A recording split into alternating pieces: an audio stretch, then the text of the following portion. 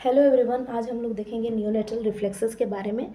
तो neonatal reflexes कहने का मतलब ये है कि 0 to 28 डेज़ के बच्चों में कुछ रिफ्लेक्सेस देखने को मिलते हैं, जिसका असेसमेंट हम लोग इसलिए करते हैं ताकि बच्चे का न्यूरोलॉजिकल स्टेटस कैसा है ये जान सकें।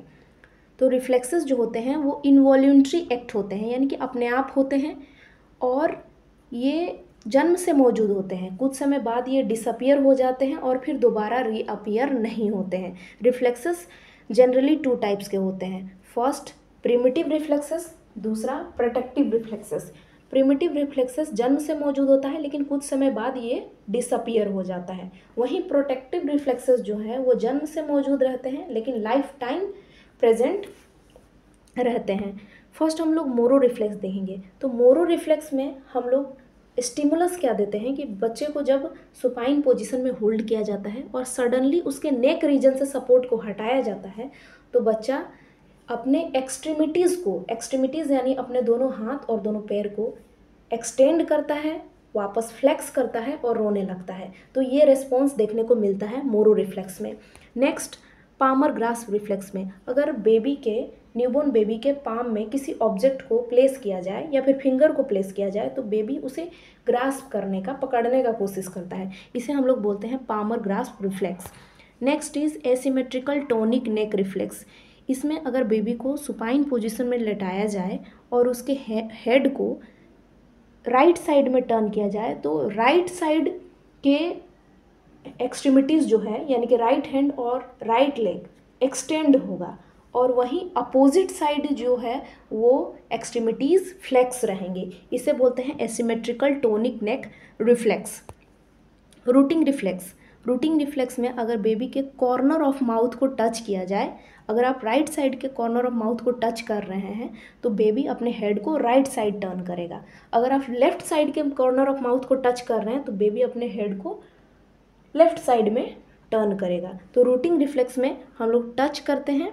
टचिंग रेस्पॉन्स में क्या देखते हैं कि बेबी हेड को टर्न करता है। स्टिमुलस टचिंग देते हैं और हेड को टर्न करना, ये रेस्पॉन्स शो होता है। Next sucking and swallowing reflex.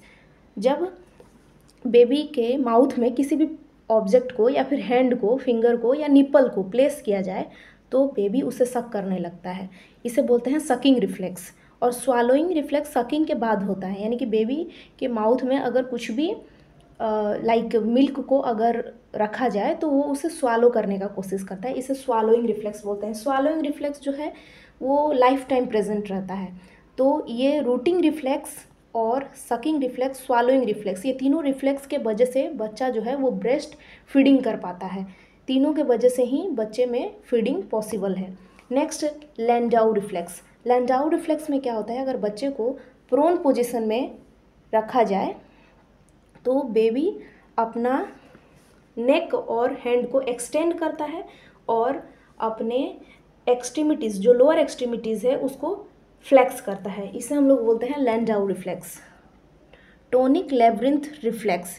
इसमें अगर बेबी के नेक से सडन सपोर्ट को हटाया जाए, बेबी को डाउनवर्ड मूवमेंट में ले जाया जाए तो बेबी अपने अपर एक्सट्रीमिटीज़ को एक्सटेंड कर लेता है। इसे बोलते हैं tonic labyrinth reflex.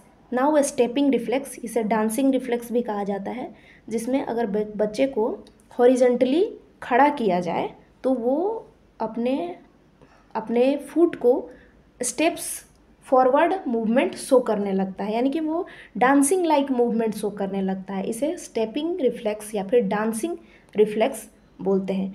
Next parachute reflex. Parachute reflex जो है ये बैकवर्ड पैराशूट रिफ्लेक्स हो सकता है या फिर फॉरवर्ड पैराशूट रिफ्लेक्स हो सकता है। जब न्यूबॉर्न को हम लोग पीछे की तरफ धक्का देने का कोशिश करते हैं तो वो अपने दोनों अपर एक्सट्रीमिटीज़, दोनों हैंड से खुद को प्रोटेक्ट करने का कोशिश करता है, अपने बैक के तरफ दोनों हैंड्स को प्लेस करके और खुद को गिरने से रोकता है। इसे बोलते हैं बैकवर्ड पैराशूट रिफ्लेक्स, यानी कि टुवार्ड द फॉलिंग साइड वो प्रोटेक्टिव एक्शन शो करता है।